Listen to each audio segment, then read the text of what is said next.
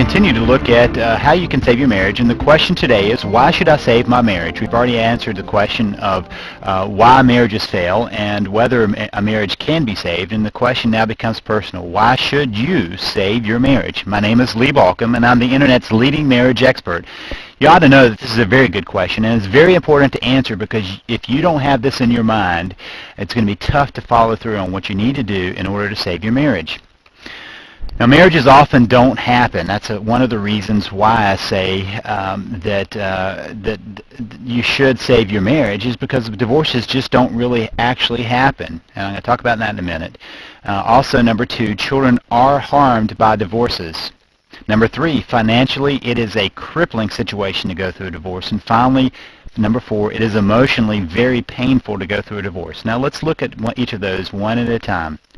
First of all, what I say is divorces don't really happen, and this is what I mean.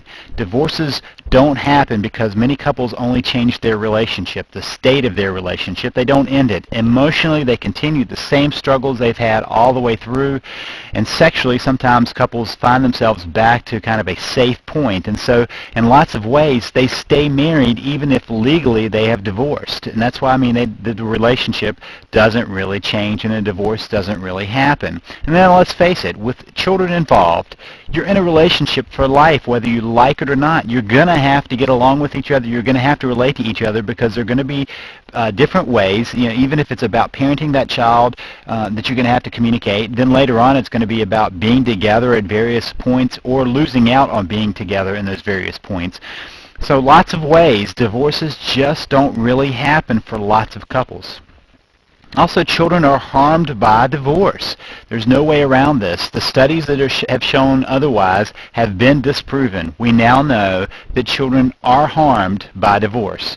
As President Reagan's son Michael said, divorce is where two adults take everything that matters to a child, the child's home, family, security, and sense of being loved and protected, and then smash it all up, leave it in ruins on the floor, and then walk out and leave the child to clean up the mess. This is the reality of what happens when children are involved in a divorce. They are harmed.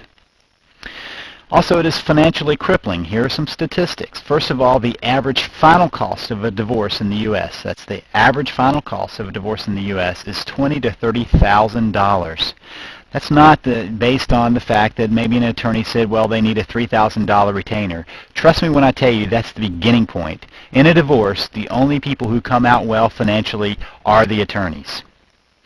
This is a huge net loss now and ongoing. Think about taking everything that you're worth, that you've accumulated in your marriage, and dividing it in half right off the bat. You're half worth what you were right before the divorce.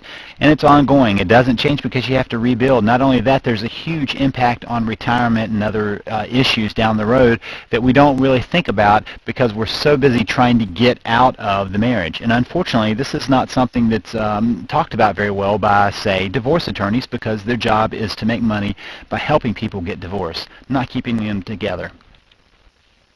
It's also emotionally painful. The process of coming together is mirrored by the process of coming apart. What it's like to come together and all that love and all that flow of good feeling, put it in reverse. Whatever it took to put you together, it's going to feel the same in reverse. As high as it was, it's going to be that low in coming apart, just because that's the nature of us psychologically trying to separate from the other person, because in reality, it's taking an entity, the entity of the marriage, and tearing it in two. And when you tear something in two, it's going to be painful. Now, merely not divorcing is not a solution. You may get to this point and you say, okay, well then we'll just kind of stay together and make do, and I'll just give up on the marriage, but we just won't get divorced. That's not a solution, because long-term resentment builds and destroys. The longer you're with someone you don't want to be with, the more that resentment begins to grow and grow and grow, tearing away whatever's left of the relationship, and more than that, destroying your health and probably your spouse's health at the same time. It's just the nature of resentment. Our bodies are not designed to be stuck in resentment mode for very long without doing some real long-term damage. Also, your overall pleasure in life is reduced if you choose this. You may try to live a separate life, but I can tell you from watching couples do this, it just doesn't work. In the end, you end up paying a very high cost for trying to stay together without divorcing and without fixing things.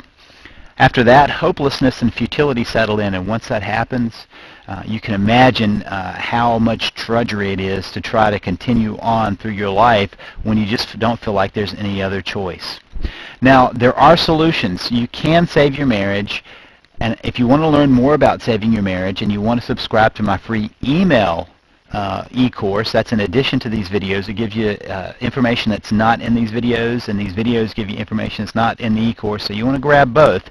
You want to go to www.savethemarriage.com. That's www.savethemarriage.com.